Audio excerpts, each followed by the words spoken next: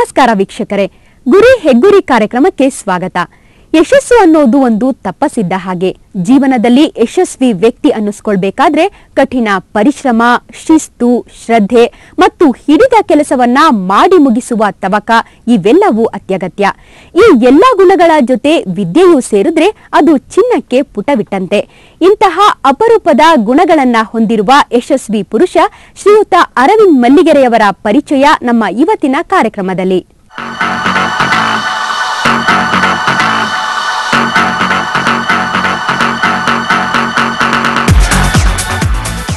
ಉತ್ತರ ಕರ್ನಾಟಕದಲ್ಲಿ ಮಲ್ಲಿಗೆರೆ ಎಂಬ ಹೆಸರಿನ ಅನೇಕ ಊರುಗಳಿರಬಹುದು.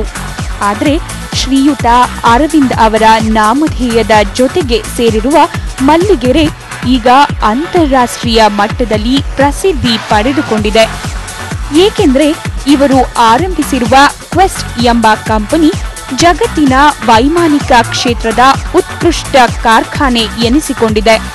ಬೆಳಗಾವಿಯ ವಿಶೇಷ ಆರ್ಥಿಕ ವಲಯದಲ್ಲಿ ಸ್ಥಾಪಿತವಾಗಿರುವ ಈ ಕಂಪನಿ ಭಾರತದಿಂದ ಪ್ರತಿಭಾ ಪಲಾಯನ ಆಗುವುದನ್ನು ತಪ್ಪಿಸಿದೆ.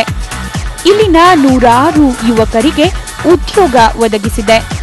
ಇಲ್ಲಿ ತಯಾರಾಗುವ ಗುಣಮಟ್ಟದ ಉತ್ಪನ್ನಗಳಿಂದ ನಮ್ಮ ದೇಶದ ಕೀರ್ತಿಯೂ ಸಹ ದಶ ದಿಕ್ಕುಗಳಿಗೂ ಹರಡತೊಡಗಿದೆ.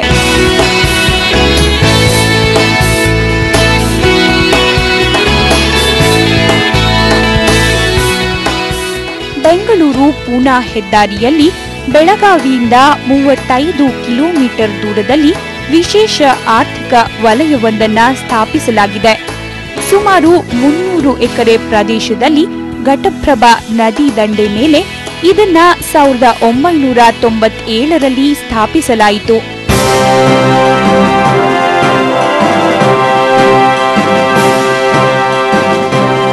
ಉತ್ತರ ಕರ್ನಾಟಕದಲ್ಲಿ ಅಂತಾರಾಷ್ಟ್ರೀಯ ಗುಣಮಟ್ಟದ ಕೈಗಾರಿಕೆಗಳನ್ನು ಸ್ಥಾಪಿಸುವುದು ಮತ್ತು ರಫ್ತಿಗೆ ಉತ್ತೇಜನ ನೀಡುವುದು ಹಾಗೂ ಆ ಮೂಲಕ ಪ್ರದೇಶದ ಒಟ್ಟಾರೆ ಅಭಿವೃದ್ಧಿಗೆ ಒತ್ತು ಕೊಡುವುದು ಅಂದಿನ ಸರ್ಕಾರದ ಉದ್ದೇಶವಾಗಿತ್ತು. ಈ ಹಂತದಲ್ಲಿ ಅಮೆರಿಕದಲ್ಲಿ ಉದ್ಯೋಗ ಮಾಡುತ್ತಿದ್ದ ಅರವಿಂದ್ ಮಲ್ಲಿಗೆರೆ ಅವರಿಗೆ ಏನನಿಸಿತೋ ಗೊತ್ತಿಲ್ಲ. ಅಂತೂ ಅವರು ಇಲ್ಲೊಂದು ಕಾರ್ಖಾನೆ ಸ್ಥಾಪಿಸುವ ಹಠಕ್ಕೆ ಬಿದ್ದರು. ಅಂದಿನಿಂದಲೇ ಕಾರ್ಯತತ್ಪರರಾದ ಮಲ್ಲಿಗೆರೆಯವರು 10 ವರ್ಷಗಳ ಸುದೀರ್ಘ ಪರಿಶ್ರಮದ ನಂತರ ಕೊನೆಗೂ ಕ್ವೆಸ್ಟ್ ಕಂಪನಿಯನ್ನ ಆರಂಭಿಸಿದರು. 2007ರಲ್ಲಿ ಅಧಿಕೃತವಾಗಿ ಆರಂಭವಾದ ಈ ಕಂಪನಿ ಇದೀಗ ಅತ್ಯುತ್ತಮ ಏರೋಸ್ಪೇಸ್ ಉತ್ಪನ್ನಗಳನ್ನು ತಯಾರಿಸುವ ಕಂಪನಿ ಎಂಬ ಹೆಗ್ಗಳಿಕೆಗೆ ಪಾತ್ರವಾಗಿದೆ. ಇಂತಹುದೇ ಉತ್ಪನ್ನಗಳ ತಯಾರಿಕೆಯಲ್ಲಿ ತೊಡಗಿರುವ ಸರ್ಕಾರಿ ಸ್ವಾಮ್ಯದ HAL, NAL ಮುಂತಾದ ಸಂಸ್ಥೆಗಳು ಕೂಡ ಅಚ್ಚರಿಗೊಳ್ಳುವಂತೆ ಕ್ವೆಸ್ಟ್ ಪ್ರಗತಿ ಸಾಧಿಸುತ್ತಿದೆ. ಕ್ವೆಸ್ಟ್ ಇವತ್ತು 200 ಜನ ಕೆಲಸ ಮಾಡೋ ಕಂಪ್ನಿ. ಗ್ಲೋಬಲಿ 2007ನಲ್ಲಿ ಯೋಚನೆ ಮಾಡ್ತಾ ಇದ್ವಿ ನಾವು ಕಸ್ಟಮರ್ಗೆ ಇಂಜಿನಿಯರಿಂಗ್ ಡಿಸೈನ್ ಬಿಟ್ಟು ಮತ್ತೇನು ಮಾಡ್ಬೋದು ನಾವು ಅಂತೇಳಿ. ಅವಾಗ ಯೋಚನೆ ಬಂದಿದ್ದು ನಮಗೆ ಏರೋಸ್ಪೇಸ್ ಮ್ಯಾನುಫ್ಯಾಕ್ಚರಿಂಗ್ ಸಹ ಮಾಡ್ಬೋದು ಇವ್ರಿಗೆ ನಾವು ಡಿಸೈನ್ ಬಿಟ್ಟು ಅಂತ. ಅವಾಗ ನೋಡಿದಾಗ ನಾವು ಎಲ್ಲಿ ಇದನ್ನು ಮಾಡ್ಬೋದು ಅಂತ ಯೋಚನೆ ಮಾಡ್ತಾ ಇದ್ವಿ. ಬೆಂಗಳೂರು ಅಂತ ಊರಲ್ಲಿ ಮಾಡ್ಬೋದು, ಬಟ್ ನೆಕ್ಸ್ಟ್ 20 ಇಯರ್ಸಲ್ಲಿ ವ್ಯಾಲ್ಯೂ ಕೊಡಲಿಕ್ಕೆ ಪ್ರಾಬ್ಲಮ್ ಆಗುತ್ತೆ ಗ್ಲೋಬಲಿ ಅಂತೆ. ಬಟ್ ನಾವು ಯೋಚನೆ ಮಾಡಿ ನಾವು ಬೆಲ್ಗಮ್ ಚೂಸ್ ಮಾಡಿದ್ವಿ. ಯಾಕಂದರೆ ಬೆಲ್ಗಮ್ನಲ್ಲಿ ಇಂಜಿನಿಯರಿಂಗ್ ಮತ್ತು ಮ್ಯಾನುಫ್ಯಾಕ್ಚರಿಂಗ್ ಎಕ್ಸ್ಪೀರಿಯನ್ಸ್ ಇದೆ ಇಲ್ಲಿ. ಸೊ ಹಾಗೆ ಮಾಡಿ ಆವಾಗ ನೋಡಿದಾಗ SEZ ಒಂದು ಇಂಪಾರ್ಟೆಂಟ್ ಸ್ಟೆಪ್ ಇತ್ತು. ಯಾಕಂದರೆ ಇಲ್ಲಿ ಎಕ್ಸ್ಪೋರ್ಟ್ಸ್ ಇಂಪೋರ್ಟು ಈಸಿ ಆಗುತ್ತೆ ಮಾಡಲಿಕ್ಕೆ.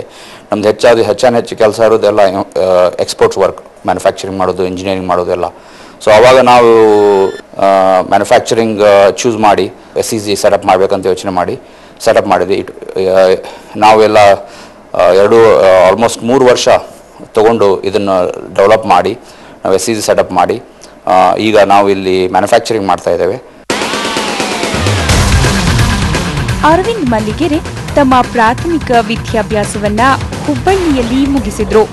ಆನಂತರ ಬೆಳಗಾವಿಯಲ್ಲಿ ಮೆಕ್ಯಾನಿಕಲ್ ಇಂಜಿನಿಯರಿಂಗ್ ಪದವಿ ಪಡೆದು ಮುಂದಿನ ವಿದ್ಯಾಭ್ಯಾಸಕ್ಕಾಗಿ ಅಮೆರಿಕಕ್ಕೆ ತೆರಳಿದರು. ಅಲ್ಲಿಯೇ ಉನ್ನತ ಶಿಕ್ಷಣ ಪಡೆದು ಫೋರ್ಡ್ ಕಂಪನಿಯಲ್ಲಿ ಇಂಜಿನಿಯರ್ ಆದರು. ಸರಿಸುಮಾರು 1 ಶತಮಾನದಷ್ಟು ಇತಿಹಾಸವಿರುವ ಫೋರ್ಡ್ ಜಗತ್ತಿನ ಅತ್ಯುತ್ತಮ ವಾಹನ ತಯಾರಿಕಾ ಕಂಪನಿ ಎಂಬ ಹೆಸರು ಗಳಿಸಿದೆ. ಜಗತ್ತಿನ ಎಲ್ಲಾ ದೇಶಗಳಲ್ಲೂ ಫೋರ್ಡ್ ಕಾರುಗಳಿಗೆ ಅಗಾಧ ಬೇಡಿಕೆ ಇದೆ. ಇಂತಹ ದೈತ್ಯ ಕಂಪನಿಯಲ್ಲಿ ಕೆಲಸಕ್ಕೆ ಸೇರಿದವರ್ಯಾರು ಇದನ್ನು ಬಿಟ್ಟು ಬರುವಂತಹ ಸಾಹಸವನ್ನು ಮಾಡುವುದಿಲ್ಲ. ಏಕೆಂದ್ರೆ ಅಮೆರಿಕದಂತಹ ದೇಶದಲ್ಲಿ, ಅದರಲ್ಲೂ ಫೋರ್ಡ್ ಕಂಪನಿಯಲ್ಲಿ ದೊರಕುವ ಎಲ್ಲ ಅವಕಾಶಗಳನ್ನ ಉಪಯೋಗಿಸಿಕೊಂಡ್ರೆ ಅಂತವರ ಜೀವನ ಶೈಲಿಯೇ ಬದಲಾಗಿ ಬಿಡುತ್ತದೆ. ಇದೇ ಕೆಲಸವನ್ನು ಅರವಿಂದ್ ಮಲ್ಲಿಗೆರೆ ಕೂಡ ಮಾಡಬಹುದಿತ್ತು. ಆದರೆ ಭಾರತದಲ್ಲೇ ಏನಾದರೂ ಸಾಧನೆ ಮಾಡಬೇಕೆಂಬ ಕನಸುಗಳನ್ನ ಹೊತ್ತಿದ್ದ ಅರವಿಂದ್ ಫೋರ್ಡ್ ಕಂಪನಿಗೆ ಗುಡ್ ಬೈ ಹೇಳಿಯೇ ಬಿಟ್ರು.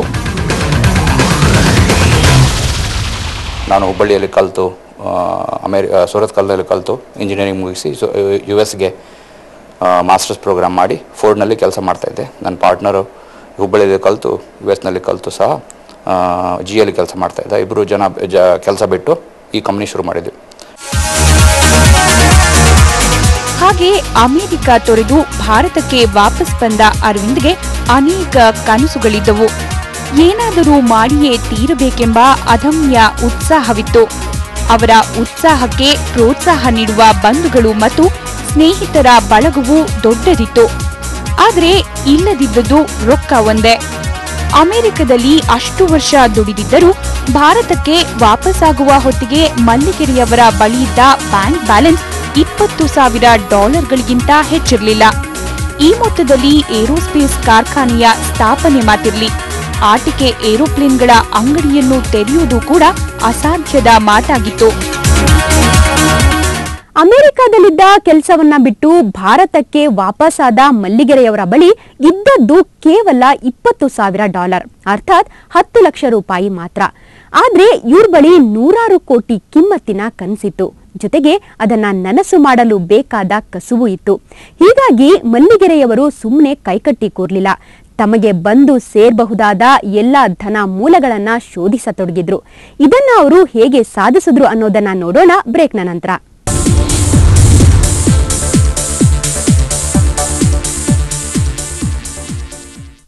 ನಿಮ್ಮೆಲ್ಲರಿಗೂ ರೇವತಿ ತುಪ್ಪದವರಿಂದ ಗೌರಿ ಗಣೇಶ ಹಬ್ಬದ ಶುಭಾಶಯಗಳು.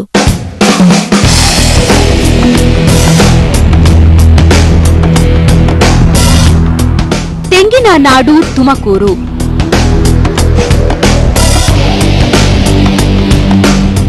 ತಾಯಿಯ ಹಾಲು, ತೆಂಗಿನ ಎಣ್ಣೆ.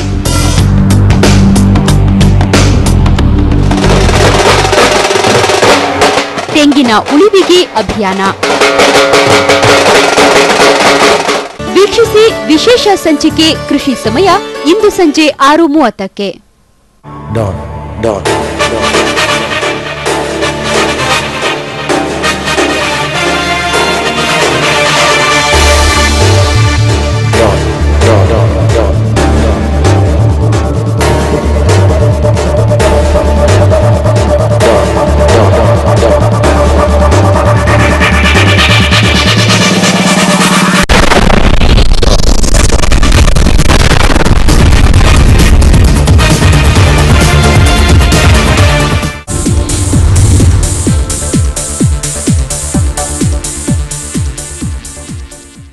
ಗುರಿ ಹೆಗ್ಗುರಿ ಕಾರ್ಯಕ್ರಮಕ್ಕೆ ಮತ್ತೊಮ್ಮೆ ಸ್ವಾಗತ. ಕೈಯಲ್ಲಿ ಪುಡಿಗಾಸನ್ನಿಟ್ಕೊಂಡು ದೊಡ್ಡ ಯೋಜನೆ ರೂಪಿಸಿದ ಅರವಿಂದ್ ಮಲ್ಲಿಗೆರೆ ಅವರಿಗೆ ಸಹೋದರರ ಸಹಕಾರ ಸಿಕ್ತು, ಬಂಧುಗಳ ಬೆಂಬಲವೂ ದಕ್ಕಿತು. ಎಲ್ಲಕ್ಕಿಂತಲೂ ಮುಖ್ಯವಾಗಿ ಅಜಿತ್ ಪ್ರಭು ಎಂಬ ಆಪ್ತ ಮಿತ್ರನ ಆಸರೆ ದೊರಕಿತು. ಇವರೆಲ್ಲರೂ ಸೇರಿ ಮಲ್ಲಿಗೆರೆ ಅವರ ಬ್ಲಾಕ್ ಅಂಡ್ ವೈಟ್ ಕನಸುಗಳಿಗೆ ಬಣ್ಣ ತುಂಬಿದ್ರು. ಮಲ್ಲಿಗೆರೆಯವರಿಗೆ ಇಂತಹದೊಂದು ಅಭೂತಪೂರ್ವ ಬೆಂಬಲ ಸಿಗಲು ಕಾರಣ ಅವರ ಮೇಲೆ ಈ ಜನರಿಗಿದ್ದ ಅಪಾರ ನಂಬಿಕೆ. ಯಾಕಂದ್ರೆ ಶ್ರದ್ಧೆ ಮತ್ತು ಪ್ರಾಮಾಣಿಕತೆ ಇವೆಲ್ಲವೂ ಮಲ್ಲಿಗೆರೆಯವರ ಜನ್ಮಜಾತ ಸ್ವಭಾವಗಳು. ಅವರು ಯಾವುದೇ ಕೆಲಸಕ್ಕೆ ಕೈ ಹಾಕಿದ್ರೂ ಅದನ್ನ ಅಚ್ಚುಕಟ್ಟಾಗಿ ಮಾಡಿ ಮುಗಿಸೋ ತನಕ ವಿರಮಿಸ್ತಾ ಇರಲಿಲ್ಲ.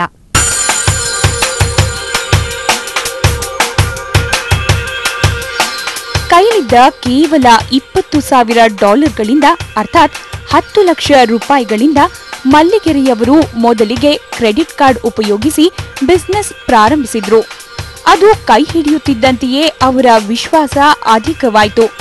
ಹೀಗಾಗಿ ಬೇರೆ ಬಿಸಿನೆಸ್ಗಳತ್ತಲೂ ಗಮನ ಹರಿಸಿದರು. ಆ ಸಂದರ್ಭ